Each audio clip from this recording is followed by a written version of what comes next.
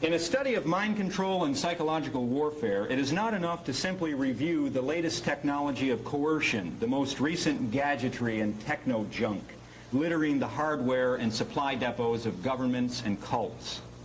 Far more dangerous than these appliances is the praxis behind them, the underground current which informs the modern project and this era. Life in our modern era being little more than life in an open-air mind control laboratory where a form of human alchemy has emerged to transform the mass of targeted percipients, targeted merely by virtue of their being urban dwellers plugged into the electronic and digital pageantry of the establishment's system of things. And what sort of creature is it that inhabits such a domain? Who is the modern man? The puppet masters say that he is the smartest, most advanced individual to ever strut the planet, the most relatively liberated being in history. But Louis Ferdinand Céline, the great French novelist, said it well. What does the modern public want? It wants to go down on its knees before money and before detritus. The public have been trained to do this by two principal methods: direct speaking archetypal messages of pure terror, very similar to the experiments of Dr. Ewan Cameron of McGill University's Allen Memorial Clinic, which he described as psychic driving, these being encoded in certain massively publicized lone nut mass murders, and by the sinister flattery heaped upon the modern public by their masters in the cult of progress and optimism. The acid test of a human being's freedom and will to protect the quality of life lies in a person's attitude toward their oppressors. What is modern man's attitude toward Wall Street and the big bankers, toward Dan Rather and the ignorance-bestowing media and advertising man, toward Wilson and FDR and Reagan and the politicians who waste their sons in bankers' wars? As one writer has observed, the most amazing thing about the American people is that they are constantly defending their betrayers. Who then is the modern man? He is a mind-bombed patsy who gets his marching orders from twilight language key words sprinkled throughout his news and current events, so that even as he dances to the tune of the elite managers of human behavior, he scoffs with great derision at the idea of the existence and operation of a technology of mass mind control. Modern man is much too smart to believe anything as superstitious as that. Modern man is, in fact, the ideal hypnotic subject. Puffed up on the idea that he is the crown of creation, he vehemently denies the power of the hypnotist's hold over him, even as his head bobs up and down on a string. Mind control attempts to achieve within the percipient three destructive conditions: amnesia, or loss of memory, abulia, or loss of will, and apathy, or loss of interest in events vital to one's own health and survival. Amnesia, abulia, and apathy are universal in Western society and gaining a greater foothold with each day. I doubt any medieval peasant would have much difficulty in feeling a sense of foreboding and even terror in the face of the Soviet hammer and sickle symbol. Yet some modern literate people obviously don't know a thing about what that symbol represents, except on the most profane level as the implements of the farmer and the worker. In actuality, the sickle symbol represents Saturn and has for thousands of years, also known as Chrono-Saturn, or as the Greeks called him, Demiurgus, the operating engineer of the universe, as opposed to the creator of that universe. In the reign of Saturn, we see exorbitant building and modeling activities, and this is reflected in the Masonic reference to their god as the big builder or architect. Well, this sounds pretty good. We all like buildings and modeling activities, nice projects along those lines, but as usual, there is more to it than that. Because this Saturnian Masonic building is building against the grain, against the natural order. You need Saturn and his architecture after Eden, after Saturn had separated the unity of heaven and earth by means of that fateful sickle. So what do we have behind the cover story about a worker's paradise in the Soviet Union? We have the sickle, the very symbol of the bisection of heaven and earth, and the destruction of paradise by material and temporal decay. In other words, we have a grotesque mockery of the very principle touted. This macabre arrogance borders on the clownish for those initiates or self-initiates who have the understanding to see it. And I submit to you that it is this mockery which builds the psychological power of the cryptocracy. Let's explore this mocking deception further. There are essentially two forces seeking to tyrannize and control us. The first force represents the orthodoxy of altar and throne, reaction and conformity. As modern people, we have been raised to believe that it is from this direction, from the ancien regime of the old political spectrum, that we can expect to encounter the greatest threat to liberty. Actually, this is only a secondary threat. It is not the main threat for no other reason than the fact that we have our guard up against it. We expect that a threat will come from monarchies, presidents, Protestant orthodoxies, Catholic orthodoxies. But obviously the greatest potential threat can come from the unsuspected direction, from the force that is misidentified and masked, and that force which presents itself as fascism with a human face. If there is one thing we can say about the tyrants of church and throne, of tradition and property and reaction, it is that they rarely come to us in disguise. Their ceremonies are often vainglorious and pompous, but the core of their belief system, a credo they do not hide from their subjects, is the bad news about human nature. Louis Ferdinand Céline wrote, and I quote, "Since the end of religions, before this new modern altar, they have been swinging incense. They have been intoxicating modern man with a sense of his own importance, with all manner of rigmarole. Man has been made the whole church. No longer can he see anything with clear eyes. He is cracked. He believes anything that is told to him just as long as it is flattering to him." And Céline continues, "The practical superiority of the great Christian religions was that they did not try to sugarcoat the pill. They did not try to throw dust in the eyes. They were not looking for voters. They never felt the need to wiggle their tails in an effort to please. They never felt the need of ingratiating themselves. They just seized man in his cradle and broke the bad news to him without reservation. They told him, 'You little shapeless stinker, you can never be anything but dirt. From dust thou art. By birth you are nothing but merde. Do you hear me, you? That's the evidence. That's the principle of everything.' However, these church fathers went on, maybe in scrutinizing the matter more closely, you have got one little chance of winning a bit of pardon for being as you are, so filthy, so excremental, so unbelievable. And that is if you can hold your chin up in the face of all the sorrows, all the afflictions, all the ordeals, miseries, and tortures you will have to face in this life during your lifetime, whether it be long or short, but always with perfect humility. Life, you louse, is just one long bitter ordeal. Don't get out of breath. Don't expect noon to come at 2 o'clock. Just try to save your soul. That's something in itself. Maybe at the end of this Calvary of yours, if you get to be a regular fellow, a hero in keeping your trap shut, you may be saved by these principles. But even then, that's not a sure thing. Watch your step. Don't speculate on first and last things. For you, that is the maximum." And Céline concludes, "That was seriously spoken by real church fathers who knew the tools of their trade and did not try to do tricks with mirrors." We can see from Céline's colorful prose that 20th century populism and 20th century conservatism are actually thoroughly modern and are really bridges toward the mocking deception, toward that tyranny that we have been taught to actually revere as the source of our liberation.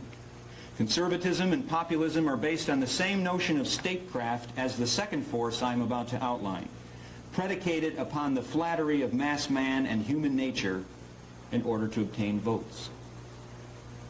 So at the opposite extreme from the church and the throne, we have the philosophy that describes itself as the rite of perfection. This is the alternate term for the Scottish rite of Freemasonry, the most powerful Masonic order in the world. This is the occult philosophy of not just the Novus Ordo Seclorum, the so-called New Order of the Ages, but also of the Elizabethan age and long before it. This is the intellectual conceit that the universe, natural creation, is going to be perfected by the godlike intervention of the human intellect. This is the philosophy behind the entire occult project, which first came to the fore in Europe with the Renaissance. And it is true, as Francis Yates writes, that, quote, "It was in its origins that the occult philosophy of the Renaissance had inspired some of the most exquisite productions of Renaissance culture." In other words, in the majestic incense of Renaissance art, there is also the whiff of the sulphurous. This malodorous current emerged with greater force in Rabelais' Abbey of Theleme, or Thelema, the philosopher's paradise, where there was but one rule, "Fais qui se voudra," or do what you want. Look at the mocking arrogance behind this claim of Rabelais. He, like his occult forebears, is a Saturnian, a follower of the scythe wielder, who is, in allegory, the first to have chopped and disconnected the unity between heaven and earth. But now Rabelais comes forward as a spokesman for Renaissance enlightenment, offering us a utopia. If Chronos Saturn destroyed a divine Eden, Saturn being the force of time, decay, and the progress of matter, or the second law of thermodynamics, man will recreate a true Thelema, a better heaven than God, right here on earth. And that, in sum, is the cover story that maintains cachet for this other force, opposed to altar and throne, to this day. It is between two ideologies that we have been pulled in Western history, between the monumental autocracy of the church, the monarchy, reaction and folk tradition at one end, and the alleged anarcho-libertarian, Gnostic, Masonic heresiarchs at the other, who only want freedom and love and toleration for all of us. Robert K.G. Temple is one of their better propagandists, and I quote, "The Platonic tradition, in the broader sense, with its Gnostic and heretical overtones, and its myriad manifestations in later ages in such bizarre and fascinating figures as Giordano Bruno, Marsilio Ficino, and John Dee, not to mention the troubadours of Provence, and the massacred tens of thousands of Albigensians in France, the Knights Templar, and an infinite range of hopeless causes over 2.5 millennia. Platonism in the general sense is a creed which denies creed, an anti-institutional tradition. It insists on nothing by way of doctrinal dogma. It is truly free. It has no pope. And it terrifies those weaker mentalities which crave a shuttered belief system. They always try to destroy it, but succeed only in destroying individuals and individual movements within the larger tradition." End quote from Robert K.G. Temple. Well, Temple has given us a classic statement of the standard propaganda front for this force. It's rather incredible to ponder the depth of deception residing inside those few paragraphs of his. We observe, first of all, a martyrology and a victimhood established. The persecuted freedom lovers, massacred, hounded, destroyed. Implicit in that ridiculously one-sided caricature is the notion of blamelessness, nonviolence, and toleration on the part of this exalted academy. Well, no one would guess from Temple's propaganda that his heroes, among whom he numbers the Knights Templar, were directly responsible for unleashing one of the most insidious plagues upon Western civilization, a plague countless reformers have given their lives to attempt to overthrow. Historian Desmond Seward, writing in The Monks of War, cites as the Knights Templars' most lasting achievement, quote, "their contribution to the overthrow of the Church's attitude toward usury. No medieval institution did more for the rise of capitalism." This was the Knights Templars who, far from being anti-institutional, were actually the prototype of the first international bankers. The first respectable Shylocks who made extracting a pound of flesh at interest the enlightened thing to do. Temple also cites as heroes the Albigensians, those paradigms of the liberated spirit in opposition to the church. Well, it's quite true. According to the historical record, the Albigensians were horribly repressed with great cruelty. But that fact alone must not blind us to the fact of what the Albigensians represented. One of the classic examples of hierarchical viciousness and hypocrisy and priestcraft after the Catholic Church itself.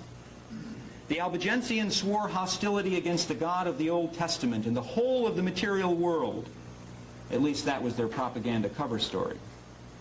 Hence, the rank-and-file Albigensian was sworn to live a life of celibacy and asceticism, the better to avoid entanglements in matter and flesh. But here's the catch. There was a second class within the Albigensian religion, a ruling class, or a priest class, known as the perfecti. Now, these perfecti, or perfect ones, were supposed to practice all the austerities of the rank-and-file Albigensians and then take those austerities to an even more extreme degree in what was supposed to be a life led as a perpetual Lent. But as with most organizations, and as with imperfect, flawed human nature always, there was a secret side to the perfecti class, which they chose not to reveal to the imperfect class. Since this priest class was perfect, they were above the law, and therefore the perfecti in reality practiced all forms of bodily pleasure and debauch with abandon. The Gnostic, Masonic, free-thinking victims, as Temple styles them, and it's not just Temple who depicts them in this way, everyone from Gary Snyder to Robert Anton Wilson to Manly Palmer Hall, and most of the intellectual establishment of our day share in his assessment. These poor, persecuted victims assassinated anyone who got in their way. One of the most brilliant and tenacious of their opponents was the Elizabethan playwright Christopher Marlowe, whose play Dr. Faustus was a stunningly devastating attack on the Rosicrucian cryptocracy. Marlowe was murdered by them, stabbed in the eye for his trouble. How different a picture history gives us of these alleged Neoplatonic rebels for tolerance and freedom and no pope and no dogma. In reality, the Thelemic current, the do-your-own-thing academy, is in fact a counter-church with rules far more rigid than even the church system that is their rival for power and pelf. For the counter-church has one thing the church no longer retained, the patina of persecution, the advertisement of free thought, no rules, freedom, kick out the jams, and beneath that, a profound secrecy about their genuine objectives. Churchianity's dogmatic propaganda has been that God is on its side. The propaganda of the Sanhedrin, of the Masonic libertarian cryptocracy, has been that it will make every man God. And in liberty, equality, and fraternity will their collective godhood reign. But as George Orwell stated in his anti-utopian masterpiece, Animal Farm, some are more equal than others in such utopias. Returning now to our original question of which is more dangerous a threat to individual autonomy and natural order, the threat from the tragicomic opera generals, kings, and churchmen who make no secret of their pretensions to glory and rule and the desire to dominate, or those other generals, kings, and tyrants who advance their rule under the mask of free thought, victimhood, equality, and heaven on earth. I submit that the greater threat emanates from the latter and has ever since the Renaissance. Under cover of all this finery, this exquisite liberal humanitarian enlightenment has come a tyranny so immense it is difficult to grasp. A physical, technological tyranny as well as a tyranny of the mind. In the beginning, this horror was dressed up in the de la haute majesty of the Renaissance. Then the alchemical programming of humanity, and that, after all, is always what alchemy has really been about, the talk of baser metals and so forth being a code phrase for base humanity. The process, this intricate and delicate theater of the Thanatos, this hermetic shepherding of the sheeple, all for our own good, and parenthetically without our knowledge, took place inside the flowering of the greatest art epic in our civilization. I'm reminded of the French nobleman René d'Anjou, who was also a Gnostic magus, who in 1449 at the court of Tarascon staged a series of pas d'armes, curious hybrid amalgams of tournament and mask, in which knights went through the motions of tilting at each other and at the same time performed a mysterious species of play or drama, the plot and end of which was never entirely clear. These beautifully crafted and staged plays were actually a form of psychodrama. Those who watched or partook of the ceremony were subtly influenced by these dramatic rituals.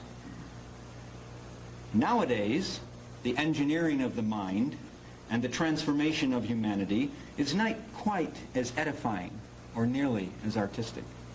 The contemporary programming of humanity is now accomplished by means of cheap dialogue and scenery, as mundane and mediocre as magazine advertisements for whiskey, as Dr. Wilson Bryan Key has documented in his book Subliminal Seduction, whereby the horrid figures of the dance macabre are scattered microscopically in ice cubes inside whiskey ads. The conscious mind doesn't perceive these, but the subconscious does. Or we can cite the plethora of extremely violent and simultaneously symbolical popular films of the modern cinema, like The Wicker Man and Videodrome, which in a very coarse and crude manner, in comparison with the occult mystery plays of the Renaissance, continue this brainwashing and programming process. The issue of ceremonial and subliminal films, by the way, was raised at length in Philip K. Dick's masterful novel Valis, which I recommend to you. I should point out a fallacy at this juncture, which has currency among those heretics who dissent from both churchianity and all aristocracies, save the natural aristocracy, but who also grasp the more egregious tyranny and mind-napping that lurks behind the facade of the liberal, radical, revolutionary operation. This fallacy of even these independent investigators is that exposure per se of the methods and personnel involved in the cryptocracy's crimes is an ultimate goal. If only we could get some of these facts out into the open, runs the refrain. Well, I would reply to that notion that the cryptocracy is not stagnant. It is engaged in a remarkable process set into motion centuries ago, an operation which has accomplished most, if not all, of its chief goals with awe-inspiring dispatch already. In the beginning and middle stages of this operation, secrecy was a key to accomplishing these goals. Generally speaking, that secrecy is no longer necessary today. Quite the contrary.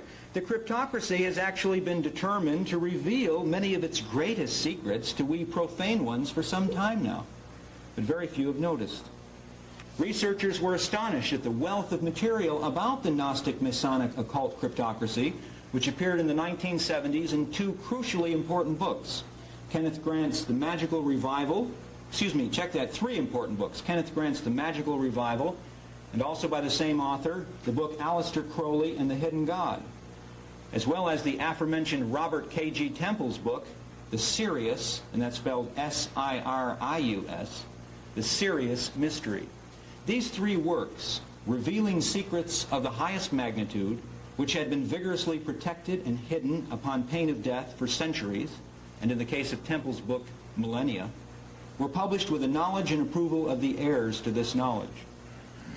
A book almost as important, the late Stephen Knight's Jack the Ripper, The Final Solution, was published under similar circumstances, but without the complete approval, in my view, of the establishment, who had some minor objections to certain portions of it. Nevertheless, the English monarchy gave Mr. Knight special access to certain key papers which weren't supposed to be opened for several decades. And from these and his own brilliant investigative reporting, he marshaled very compelling evidence that the Ripper was none other than the royal physician to Her Majesty Queen Victoria, Sir William Gull, directly aided and abetted by two of England's highest police officials, Sir Charles Warren and Sir Robert Anderson.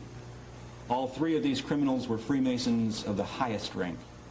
In fact, Warren was the founder of the research and intelligence arm of modern Masonry, the Ars Quattuor Coronatorum Lodge.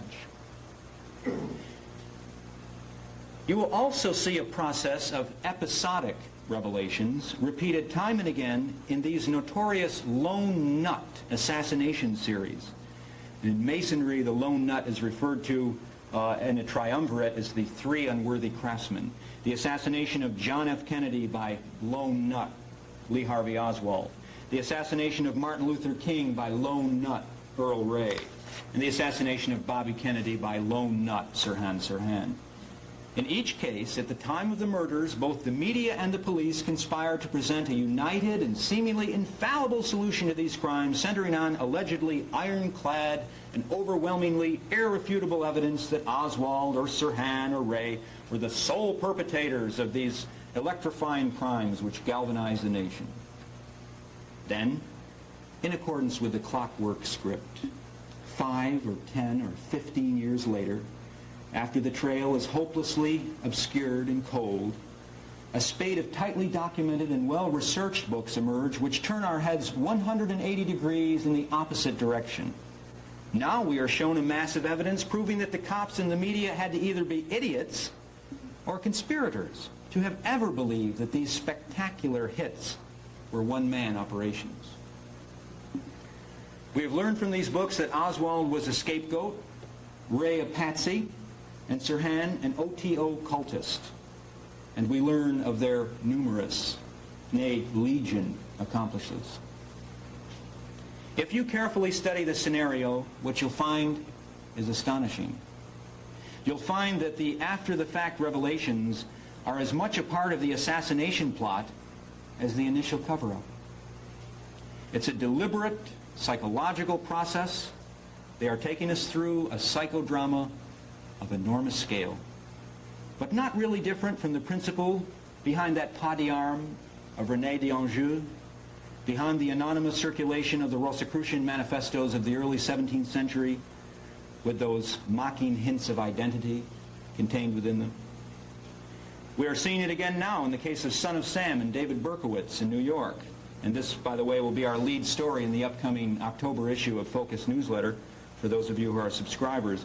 A decade ago, David Berkowitz was presented as the lone nut solely responsible for the Son of Sam reign of terror between 1976 and 1977. Now, in a book that is as important as the Grant, Temple, and Knight books, a new book from reporter Maury Terry called The Ultimate Evil completely exposes the collusion between the media and the police. Well, I shouldn't say completely, but he exposes some of the collusion between the media and the police in covering up the fact that Berkowitz was not alone. He was a member of a cult which provided some of the Son of Sam triggermen, a cult which used black arts as a front for its narcotics and snuff films and worse. But it's been 10 years. The trail is cold. Maury Terry, the author, sidesteps a few crucial things, distracts attention away from a few others. In none of these cases have any indictments been returned or any of the dozens of perpetrators involved in these spectacular murders convicted or punished. So what is at work here? Why would the conspirators want their secrets revealed after the fact, even if it is years after? To answer this question thoroughly, one has to have a sense of the zeitgeist which our overseers in the cryptocracy have partly manufactured and partly tailed their operations to coincide with, because there is a spirit of the age, and many of the people in the right have never been able to understand that or coordinate their operations with that spirit, and that spirit does indeed vary. Secrets of this magnitude were seldom revealed in the past because the population had not yet completed the process. To make such perverse revelations to an unprocessed, healthy, and vigorous population, possessed of willpower and memory and an intense interest in their own survival, would not have been a good thing for the conspirators. It could have proved fatal for the cryptocracy. But to reveal these secrets to a people who have no memory, no willpower, and no interest in their own fate, except insofar as it may serve as momentary titillation and entertainment, actually strengthens the enslavement of such a people. The component of the mockery of the victim as a show of macabre arrogance, when done in a veiled or symbolic fashion, and eliciting no significant response of opposition from that victim, is one of the most efficacious techniques of psychological warfare. For within this horrific nose-thumbing, this perverse jest and clowning, is the issue of consent. Now, it's one thing for the media, the police, the judiciary, and the killers themselves to commit these terrible actions without our knowledge and consent. It's quite another matter in the realm of psychological control, public ritual, and psychodrama when these crimes are perpetrated with our consent. And it is an ancient rule of both the moral and the common law that silence connotes assent. Silence and inaction constitute consent in the face of these crimes. They brag to us about what they've gotten away with, and we're thrilled by it. That's our only response. It's thrilling. That and the wait for the next thrill. This is collective suicide, of course. This is why the general principle of exposing the conspirators, when blindly applied, is bankrupt. Exposure per se, without a strategy, is worse than useless. It actually plays into the hands of the conspirators. And by the way, to whom are you making this exposure? Exposure presupposes an audience of human beings who will fight, react, remember. I remember Bud Dwyer's suicide on television. The Pennsylvania official prefaced that televised act with a quote from his associates, who told him that, Bud, if you try to expose the wrongdoing, the American people have become so jaded about routine investigations into political corruption on TV's 60 Minutes and 2020, it's no use. So Dwyer decided that a population so jaded would need a sacrificial victim to shake it out of its slumber and its stupor. But Dwyer's televised self-immolation did no such thing, did it? Instead, it became, like virtually everything else that appears on television, a trivialized part of the entertainment extravaganza, and very little more. It merely raised the stakes for the next human life to exceed in terms of violence and horror and brutalization as public fare. As I stated at the outset, I do not share the conceit about modern man being the best and the brightest human in history. I believe we have devolved, if anything, and while modern man is stuffed full of a tremendous amount of data of varying degrees of inanity, he is actually approaching the level of the subhuman. I submit that this process is the result of the imposition of a carefully orchestrated process of human alchemy wrought through public events which our controllers would like us to believe have nothing to do with mass psychology and everything to do with merely workaday buying and selling, civics, politics, political science, and money changing. Well, perhaps it is that the elite are mad. Perhaps that's all they are. But if they are mad, and they really do believe in their own hallucinations, then we may still wish to pay attention to these, to see what form these have taken and will take. Because these mad would-be shepherds and controllers have method in their madness and a great deal of power. They may be found in the boardrooms of our corporations, our Pentagon, our White House. Take a brief break.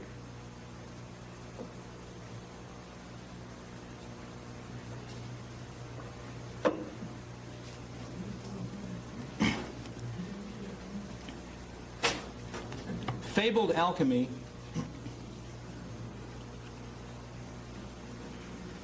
Yeah, just turn it over, Munford.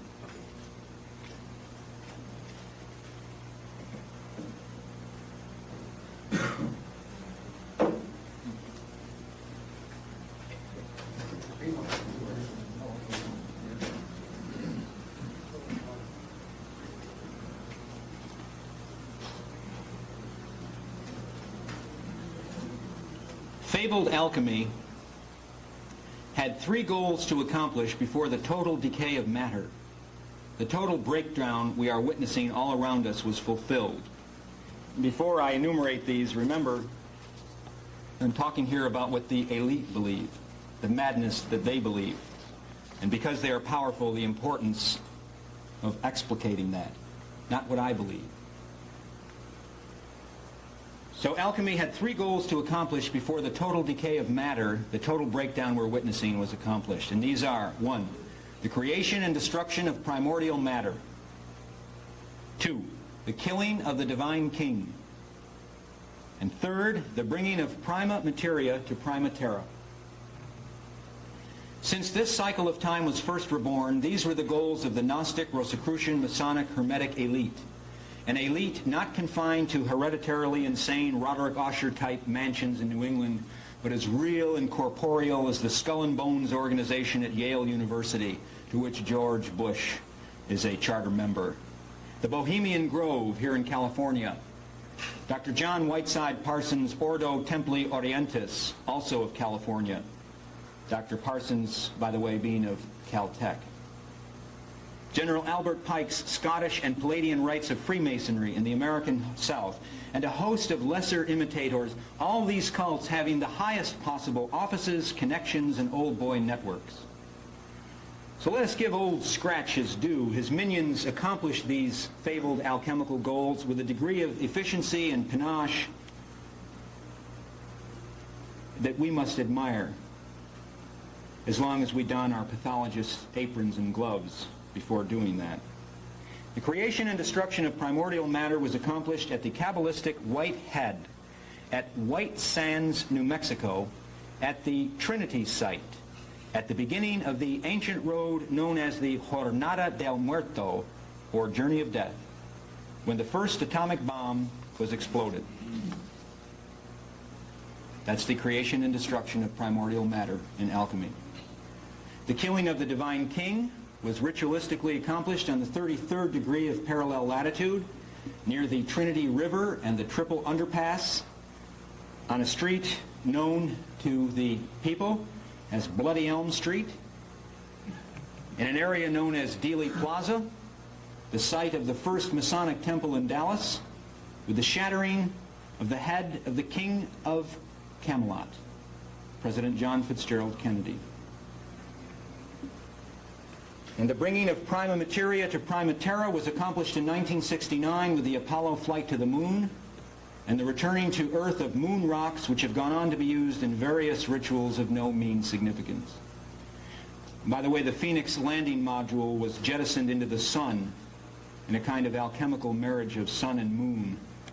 Freemason and astronaut Lieutenant Colonel Edwin A. Buzz Aldrin brought with him to the moon the two-headed eagle flag of the Knights Templar, which is now on display at the Masonic Lodge in Washington, D.C. The final objective, after these three have been realized, the fabled goal of the Western mystery religion, is known in alchemy as must be. It is also known as the revelation of the method. It is also known as the making manifest of all that is hidden. It is a process we are in now. Could it be possible in our wildest imaginings that the cryptocracy has issued a kind of video Rosicrucian manifesto, revealing exactly what television is doing to us, and more than that, what the future of television and video and computers and electronic stimulation of the brain are and are being planned for us? The name of the film is entitled Videodrome, directed by the Canadian David Cronenberg. Mr. Cronenberg has made two other films of note. One, Scanners, is about a team of assassins, and another is a version of a Stephen King novel which also encourages assassination of a candidate for political office. The following are direct quotes from Cronenberg's film Videodrome, which pits a cable TV independent who broadcasts sadomasochistic snuff films against a mysterious global corporation called Spectacular Optical. Quoting now from Videodrome. "We are entering savage new times." Quote from Videodrome. "The battle for the mind of North America will be fought in the video arena, the Videodrome." Quote from Videodrome. "Your reality is already half hallucination.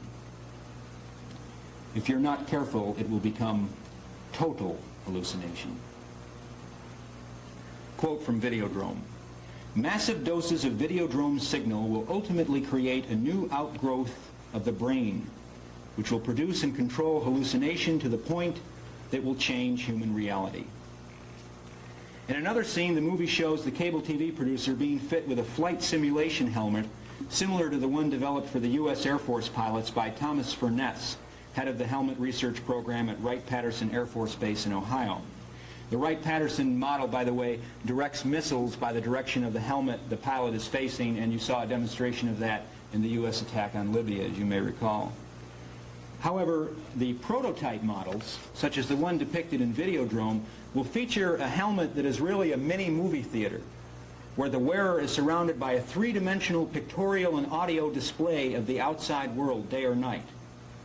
This display will be augmented by remote cameras that will feed pictures to the helmet wearer. In the dialogue of the Videodrome film, the helmet wearer asks his captor, who is forcing him to wear it, quote, "Will it hurt you?" To which his captor replies, "It won't hurt you. You might catch yourself sliding in and out of the hallucinatory state after this is all over. If you do, just relax and enjoy it. It will soon go away. But for now, I think you'll find a little video sadomasochism, ultraviolence, will be necessary to trigger off a good, healthy series of hallucinations. That's why our Videodrome show is so strange. Something to do with the effects of the exposure to violence on the central nervous system. It opens up receptors in the brain and the spine, and that allows the Videodrome signal to sink in." End quote. Researcher William Grimstad writes, quote, "It is the implantation of this illusory picture of the world into our minds, a process of widespread, indeed virtually universal hallucination, emerging from extremely circumscribed and elusive sources, that forms the major activity of the hidden powers." End quote. Ronald M. McRae, writing in the book Mind Wars from St. Martin's Press, declared that for the past 30 years, the Central Intelligence Agency, the departments of the Army, Navy, Air Force, and Marine Corps, as well as NASA and the Defense Intelligence Agency, have been deeply involved in occult and parapsychic research. McRae estimated the Pentagon spent $6 million on research to determine if the human brain can receive or transmit ELF, or extremely low frequency, ELF, radio waves. C.B. Baker, writing in the September 1987 issue of Youth Action News, cites ELF pulses in the 6 hertz range as capable of producing extreme disorientation, stress, abulia, and the disruption of thinking processes. Dr. Russell Targ, a physicist with expertise in lasers, optics, and microwaves, working for a decade at SRI International on what he describes as a multi-million-dollar program of psychic research financed by the Department of Defense and U.S. intelligence agencies, said a major portion of his work dealt with the interface between the brain and the computer, bionic implants, and the creation of greater man-machine hookups. In December of 1984, Cayman Tempo, an industrial research organization based in Alexandria, Virginia, sponsored a private gathering of scientists conducting experiments in radical mind control. Among the 11 speakers at the 2-day conference were Dr. Robert Yon, Dean of Engineering at Princeton University, Dr. Harold Putoff of SRI International, and Dr. Robert Morris of Syracuse University. The conference was attended by top government and military officials. In late 1968, the Federal Bureau of Investigation sent out anonymous messages using occult and mystical symbolism to persons who had been under FBI surveillance, according to the November 23, 1977 issue of the Torrance Daily Breeze. Our surveillance society, which boasts NASA's $189 million infrared astronomical satellite, which is capable of reading a car license plate from 560 miles above the Earth, leaves fewer and fewer private areas for the individual to find refuge inside. Electronic and laser technology are capable of reducing 500,000 acres of landscape to the dimensions of a video game for remote viewing. And I'm sure in 1 or 2 years that area will be doubled or quadrupled. These are the major methods of altering or controlling human behavior. The first is psychological, the second pharmacological, and the third electronic. In 1964, then Deputy CIA Director Richard Helms reported to the Central Intelligence Agency on Soviet behavior modification and population control mechanisms. Now keep in mind as we review this material that at one point in his report, Helms states that the U.S. government is 5 years ahead of the Soviets in this area. So I'm not just showing you this in order to do some Soviet bashing here. I'm also showing you this as a mirroring. What Helms is talking about with regard to the Soviets, we already possess, if you can believe Helms. By the way, this was a confidential report declassified in the mid-1970s. Says Helms, with regard to mass mind control, quote, particularly notable are attempts to use modern information theory, using information inputs as causative agents rather than chemical agents. This is a reference to what the FBI calls psycholinguistics. They have experts in this field. People who are devoted to nothing more than psycholinguistics, what the Soviets call information inputs as causative agents, and which was known in the Western Hermetic tradition as twilight language, which was represented in Freemasonry in the personification of a very strange lodge character known as Dr. Syntax. It works on the same principle as the implantation of subliminal macabre skulls and other sex and death sigils in the ice cubes in the whiskey ads, which Dr. Wilson Bryan Key has documented. And in the conscious mind misses them, but the subconscious does not. Helms is referring to what the U.S. government calls the second signal system, whereby certain keywords recognized by the unconscious as words of power capable of generating sensations of fight or flight, terror, apprehension, and so forth, when these words are tied into scenarios, rituals, ceremonies, lone nut killings that are highly publicized, the process is continued. For example, in Son of Sam, we had a very strange letter written to Jimmy Breslin, which I feel the cult knew ahead of time Breslin would give maximum publicity to. And they sprinkled some of these onomatological words of power, psycholinguistics, if you have to have the modern scientific jargon for it. And one of those was King Wicker. It was very interesting that that word happened to crop up. Time limitations forbid me to go into that, but if you make a study of sacrifices and ritual murders, you'll find King Wicker and Wicker cropping up repeatedly. Helms continues. Current research indicates that the Soviets are attempting to develop a technology for controlling the development of behavioral patterns in accordance with politically determined requirements of their system. Furthermore, the same technology can be applied to more sophisticated approaches to the coding of information for transmittal to population targets in the battle for the minds of men. Some of the more esoteric techniques, such as the Soviets call it biological radio communication, this is Helms speaking, are receiving some overt attention, end quote. Helms adds that the trend in Soviet mind control was towards cybernetics, the use of machines as control mechanisms. You should also be aware that Helms states, and I want to emphasize this sentence, quote, there is no evidence that the Soviets have any techniques or agents capable of producing particular behavior patterns which are not available in the West, end quote. In other words, what Helms is reporting about the Soviets is old hat here.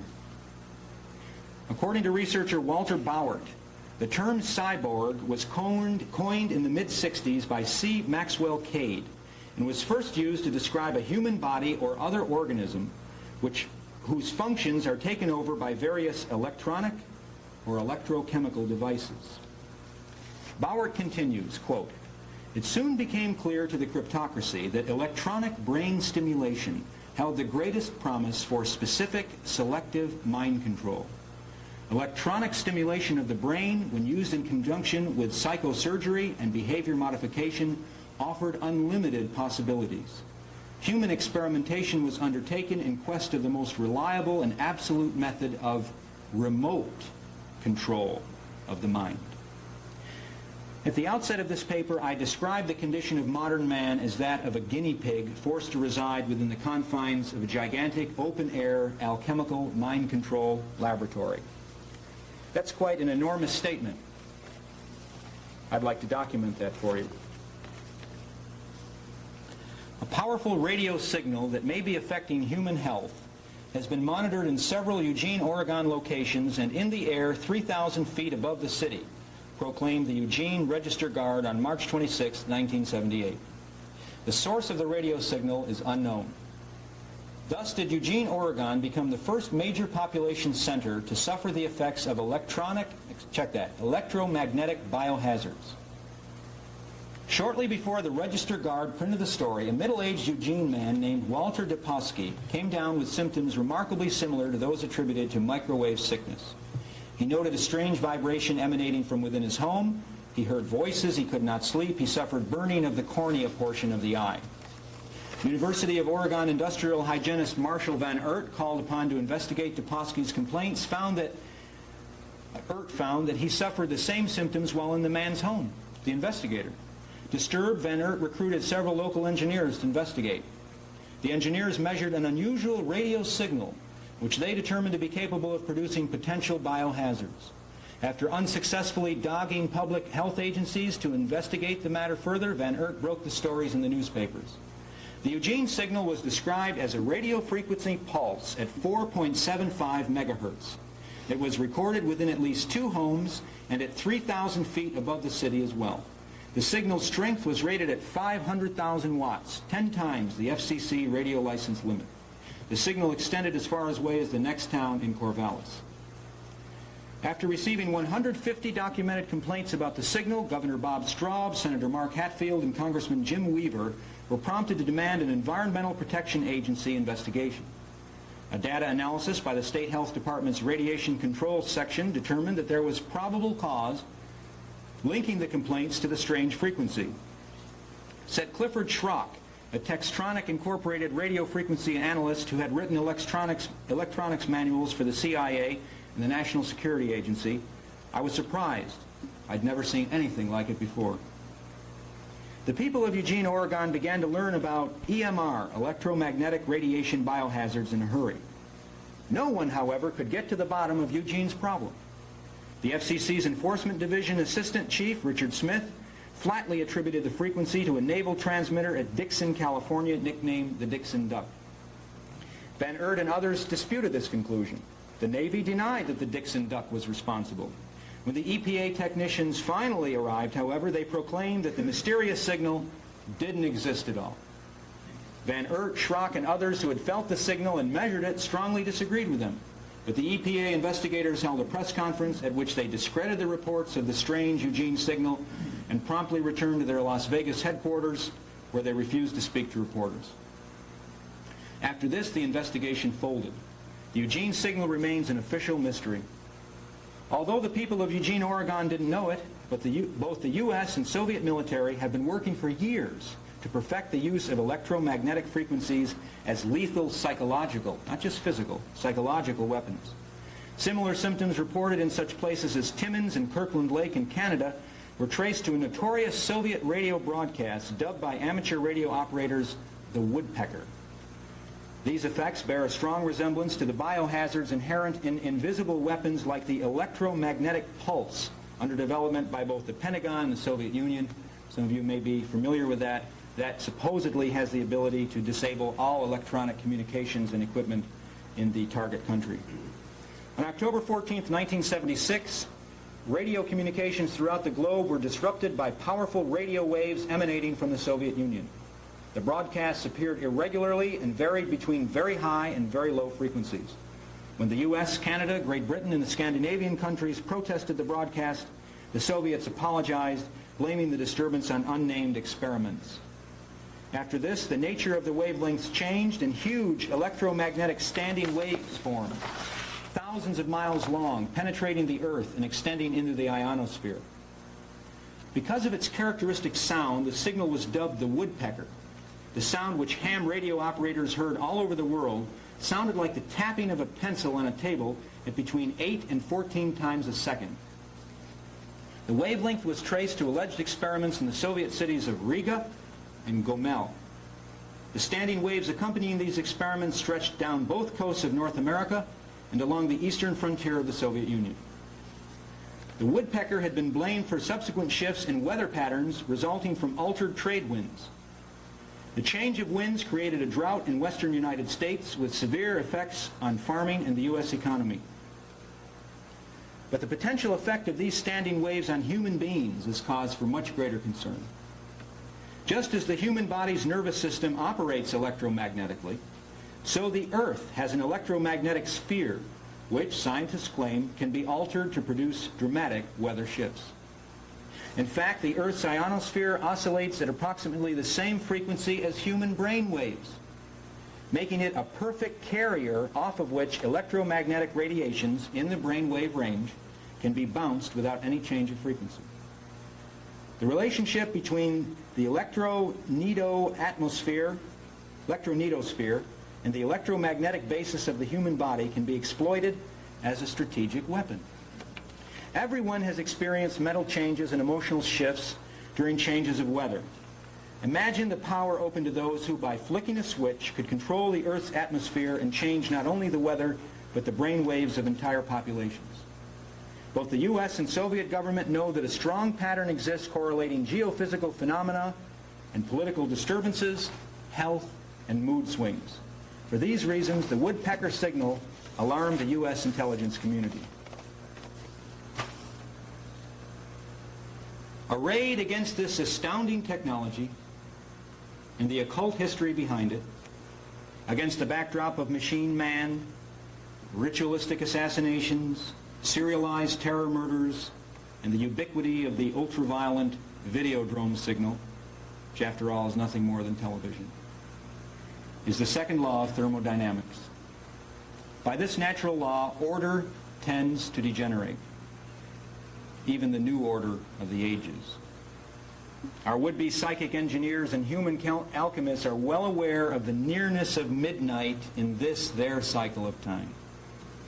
Within their own script, the crowning achievement, the jewel in the scepter of their conspiracy, which they have managed to project down the distant corridors of history from the mists of time, by their reckoning, this checkmating move will occur with the rebuilding of the so-called Third Temple of Solomon, where now stands the Islamic religion's third holiest shrine, the Dome of the Rock.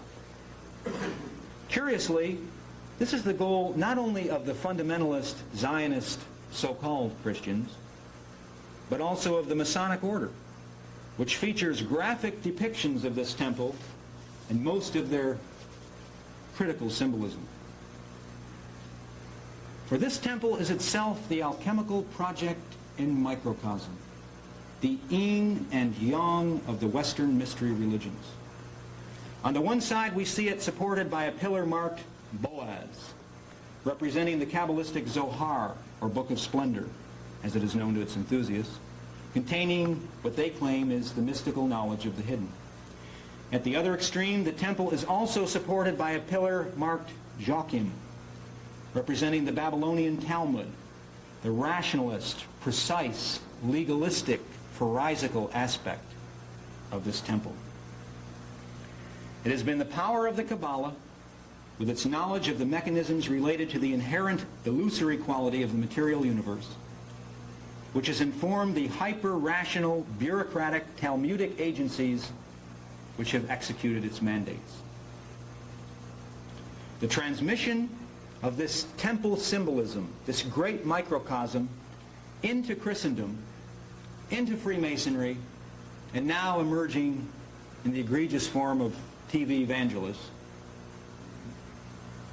This came about through the great Renaissance alchemist Marsilio Ficino's co-conspirator Pico della Miranda. It was in 1486 that Pico went to Rome with his 900 theses, among which were the Kabbalistic theses. Recall that up until this point in the history of the West, the concept of man being subject to natural law had never been overthrown. Call that concept God, divine providence, or heaven's will as you like. It was understood to the foundation of Europe, and even the dignity of man, which became famous as Pico's Oration on the Dignity of Man, which became famous as the proclamation and manifesto of the Renaissance view of man and his position in the world, of the Renaissance magus, whose dignity is described in Pico's address. This magus was depicted as a lofty figure endowed with powers of operating on the world, of perfecting an as yet imperfect nature. Of course, these were not the original ideas of Pico della Miranda. These were Kabbalistic concepts. Pico had been initiated into this transmission by a Jewish Kabbalist who went under the moniker Flavius Mithridates. Historian Frances Yates, writing in her important book, The Occult Philosophy in the Elizabethan Age, states, and I quote, "What can have been Flavius' motive in thus encouraging and directing Pico toward his momentous adoption of Kabbalah into Christianity remains a problem, and one which awaits further investigation." End quote. Well, I submit to you that the answer to this momentous enigma is everywhere around us. Jesus Christ, in the apocryphal Gospel of Thomas, says, "The kingdom of heaven is upon the earth, and men see it not." Christ was referring to the natural order, the extravagant beauty, the very divinity of creation untampered. Arrayed against this has been the occult maxim that creation is not really divine or perfect, but it will be made so by the intervention and imposition of human brain power, the imposition of what that temple represents. That is the occult project arrayed against the divine creation, an insane egomania which has had to falsify human perception and control and distort our cognition. Their achievement has meant the destruction of nature and the buildup of an artificial world, as artificial as the chemicals in our air and our water and our soil, as artificial as the false simulated reality of the digital and electronic video computer universe which millions of people spend more and more time immersed within. As artificial and false as the great hoaxes and impostures of the 20th century, from extermination in homicidal poison gas chambers and gas mobiles, to the veneration of murderers, usurers, and traitors to kith and kin as our immortal statesmen and heroes. We inherited a natural paradise, but men saw it not. An ersatz vision was implanted in their minds, the proper hypnotic belief, and people believed properly. Out of this artificial perception, the cryptocracy is rapidly creating a hell on earth. That hell will fulfill the last stage of the process of human alchemy on the Temple Mount in Jerusalem, probably an atomic fire on the 33rd degree of parallel latitude.